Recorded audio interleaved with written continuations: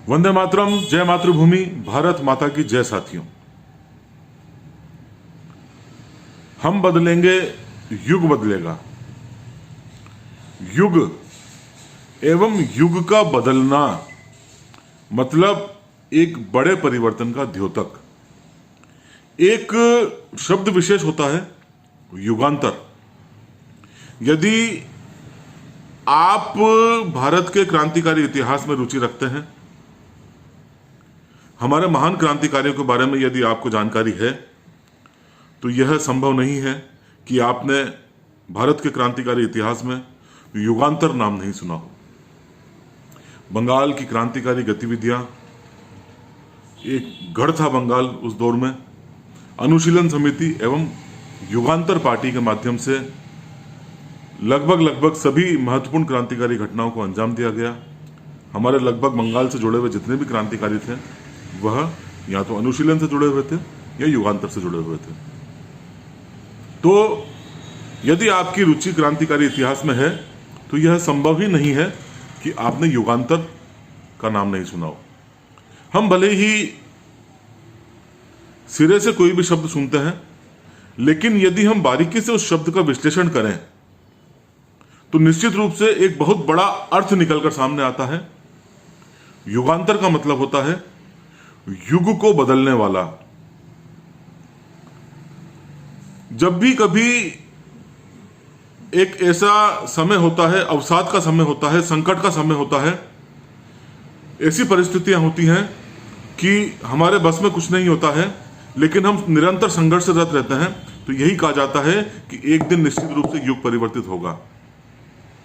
हमारे इन महान क्रांतिकारियों ने भी वही स्वप्न देखा एवं युग परिवर्तन करने के महत्वपूर्ण माध्यम वह बने। इसलिए ही कदाचित उन्होंने अपनी पार्टी का नाम रखा युगांतर।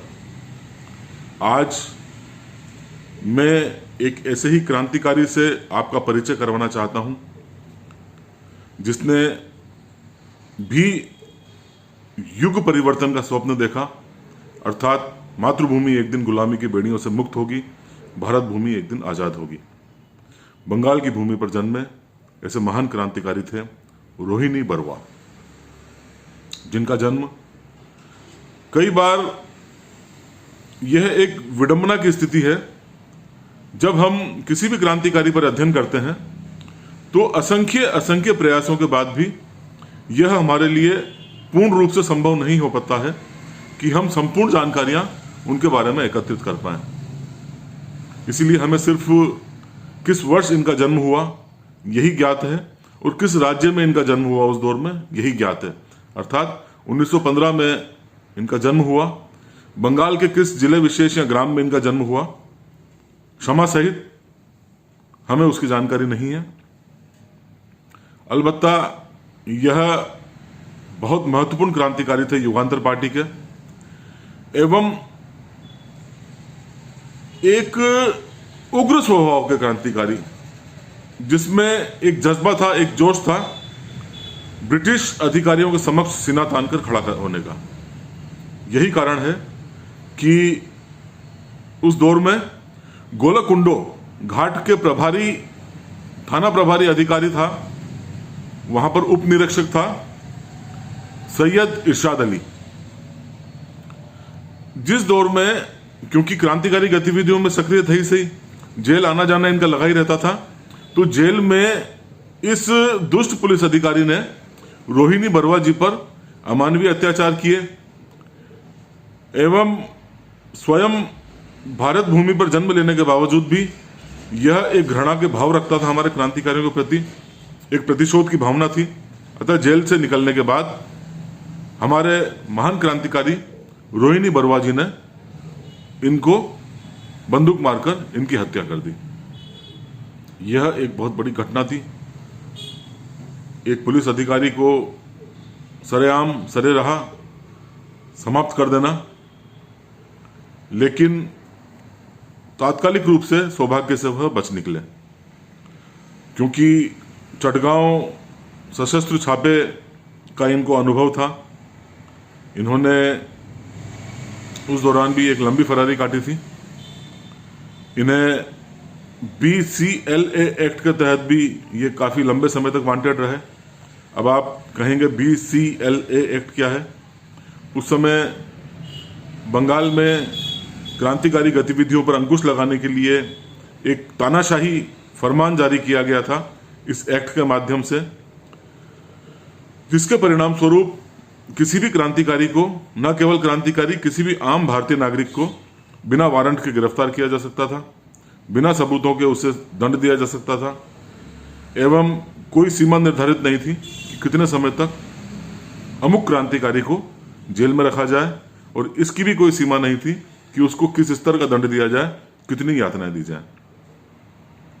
इस एक्ट के तहत भी यह काफी लंबे समय तक वांटेड चल रहे थे, किंतु दुर्भाग्य से नोआपाड़ा गांव में बंकिम चंद्र दास जी के साथ एक चौकीदार द्वारा इनको पहचान लिया गया एवं गिरफ्तार करवा दिया गया। गिरफ्तारी के बाद इन पर मुकदमा चला एवं पुलिस एवं मजिस्ट्रेट के समक्ष इन्होंने डंके की चोट पर अपने तमाम जो भी इन्होंने क्रांतिकारी घटनाओं को अंजाम दिया था उनको स्वीकार किया। परिणाम स्वरूप 18 जुलाई 1935 को जस्टिस घुआ एवं बाटले की अदालत में इन्हें सजाए मौत अर्थात फांसी की सजा सुनाई गई। एक बार पुनर्विचार किया गया इस निर्णय पर। अंततः 25 नवंबर 1935 को इसी जो सजा दी गई थी 18 जुलाई को, इसकी पुष्टि कर दी गई एवं अंततः 18 दिसंबर को गुपचुप तरीके से इन्हें फांसी दे दी गई।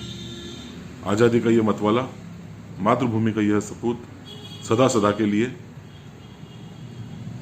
इतिहास में स्वयं का नाम एक क्रांतिकारी के रूप में दर्ज कराकर अंतिम श्वास ले चुका था। निश्चित रूप से यदि हम ऐसे ही क्रांतिकारियों को युगांतर कहेंगे तो कोई अतिशयोक्ति नहीं होगी, क्योंकि इन्होंने भी युग को परिवर्तित करने का ही कार्य किया। यही कारण है कि आज हम एवं आप आज़ाद भारत भूमि में एक आज़ाद नागरिक के रूप में स्वच्छंद हवा में आनंदपूर्वक श्वास ले पा रहे हैं। कोटि कोटि नमन है ऐसे महान क्रांतिकारियों को, जिनकी वजह से गुलामी का युग परिवर्तित होकर आज़ादी के युग में आया। मातृभूमि सेवा संस्था नमन करती है क्रांति के ऐसे ही जज्बे को। वंदे मातरम। जय भारत, जय हिंद।